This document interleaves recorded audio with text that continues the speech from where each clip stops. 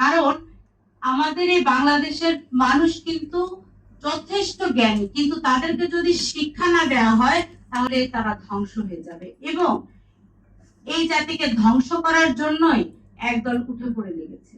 দেখেন, তা না হলে এই মাদ্রাসার ভিতর যে এত বলাৎকার, এত ধর্ষণ, এখানে কথা পাল্টা কথা বারবার আসছে যে শরিয়া আইন, অমুক আইন। তো আরে, আইন দিয়ে কি কখনো আপনি বলাৎকার, ধর্ষণ এগুলো বন্ধ করতে পারবেন?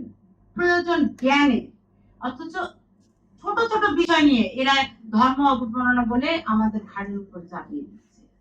এক জায়গায় একটা সিনেমা প্রদর্শন করতে দিচ্ছে না, সেখানে কি কিছু মানুষ এটার বিরুদ্ধে কথা বলছে, আরেক দল আবার এদের বিরুদ্ধে কথা বলছে। এই যে ধাওয়া পাল্টা ধাওয়া চলছে, কথায় কথায় শুধু ধর্ম অবমাননার ট্যাগ। ইসলাম ধর্ম কি এতই ঠুনকো ভাই যে কারো কোনো বক্তব্য দিলে সেটা অবমাননা হয়ে যায়? এগুলো তো মনিটর করতে হবে। কথায় কথায় একদল লোক দিয়ে তৌহিদি জনতার ট্যাগ লাগিয়ে ভাঙচুর করে, লুটপাট করে, ওইটা ওই তো ওই বাক্স নিয়ে যায়, দাম বাক্স নিয়ে যায়, অমুক নিয়ে যায়, একটা মহিলার মাথার চুল কেটে দিল। এটা কি ধরনের কথা? ইসলাম তো শান্তির ধর্ম।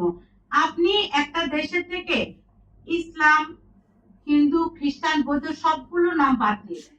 সবার আগে কি দেখতে হবে? আমরা মানুষ, আপনি মানুষ, আমি মানুষ, আমরা বাংলাদেশের মানুষ। আমরা কি চাই?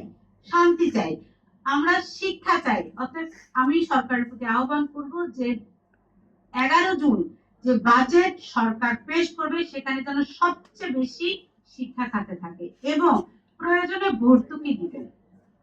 একটা কলম, একটা খাতা, স্কুলে বেতন দিতে পারছে না, এরকম প্রচুর আছে। আমার স্কুল আছে সাভারে। আমার যে বাচ্চার যে অভিভাবক, তারা শ্রমজীবী মানুষ, কৃষি কাজ করে খায়। আমি চেষ্টা করি আমার মতো ছোট ছোট যে আমাদের যে স্কুল, এরকম অসংখ্য স্কুল আছে। সরকারের উচিত প্রত্যেকটা স্কুল, কলেজ এবং মাদ্রাসা সবগুলোতে মনিটর করা। কমই মাদ্রাসাগুলোকে বেশি করে মনিটর করতে হবে, কারণ সেসব মাদ্রাসাগুলোতে ইংরেজি খুব কম পড়ানো হয়, বিজ্ঞান নেই। বিজ্ঞান শিখতে হবে। প্রত্যেকটা ছাত্র ছাত্রী তাদেরকে গড়ে তুলতে হবে। শিক্ষাখাত খুব গুরুত্বপূর্ণ। ঘরে ঘরে যেতে হবে। মাননীয় শিক্ষামন্ত্রীর প্রতি বলবো, ডোর টু ডোর যাবেন। কেন প্রতি বছর ছেলেরা মেয়েরা ঝরে পড়বে? প্রতি বছর যখন এরা পরীক্ষা দিতে বসে এসএসসি তে, তখন প্রতি বছর কিন্তু সংখ্যা কমতে থাকে। এই সংখ্যা তো বাড়ার কথা। ঘরে ঘরে শিক্ষিত দরকার। তাই খুব দরকার যে আপনারা প্রয়োজন বোধে শিক্ষা খাতে ভর্তুকি দিবেন এবং মেয়েদেরকে যাতে কোনোভাবেই বাল্য বিবাহ দিয়ে দেয়া না হয় সেদিকে তদারকি করতে হবে। ছোট ছোট মেয়েরা সপ্তম শ্রেণী, অষ্টম শ্রেণী পড়ার আগেই বিয়ে দিয়ে দিচ্ছে। একদিকে ধর্মীয় কিছু প্রপাগান্ডা ছড়াচ্ছে অনেকে, আরেকদিকে বাবা মা ব্যর্থ, টাকা পয়সা নেই, লেখাপড়া করাতে পারছে না, ইচ্ছা সত্ত্বেও তার ঘরের মেয়েটাকে তারা পড়াতে পারছে না, তখন বাধ্য হয়ে মেয়েটাকে বিয়ে দিয়ে দিচ্ছে। কিন্তু আমরা এটা চাই না। নারীদেরকে শিক্ষিত করতে হবে, খুব গুরুত্বপূর্ণ। একটা দেশের চালিকা শক্তি পুরুষ শুধু না, পুরুষের সাথে নারী। দেশ সুন্দরভাবে এগিয়ে নিয়ে যেতে হলে নারী পুরুষ সমানভাবে অবদান রাখতে হবে।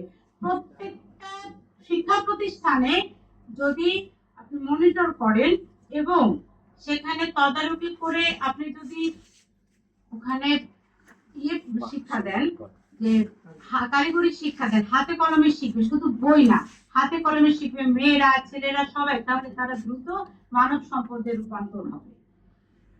কমি মাদ্রাসাগুলোতে দেখেন উর্দু ভাষা শেখানো হয়। আমার প্রশ্ন হলো, উর্দু ভাষা দিয়ে বাংলাদেশের মানুষ আমরা কি করবো? ওখানে শিক্ষা ব্যবস্থা, সিলেবাস, পাঠ্যসূচি এগুলোতে পরিবর্তন আনতে হবে। পরিবর্তন করে বিশ্বের সাথে তাল মিলিয়ে যদি শিক্ষা ব্যবস্থাটাকে উন্নয়ন করা যায়, তাহলে আগামী 10, 15, 20 বছর পরে একটা সুন্দর জাতি আমরা দেখতে পাবো। দেখেন, বাংলাদেশের কোথাও কোনো শান্তি নাই। এই জন্য আমার বাবারা মায়েরা তাদের ছোট ছোট বাচ্চাদেরকে ইন্টারমিডিয়েট বা অনার্স পাস করার পর পরে বিদেশে পাঠিয়ে দিচ্ছে।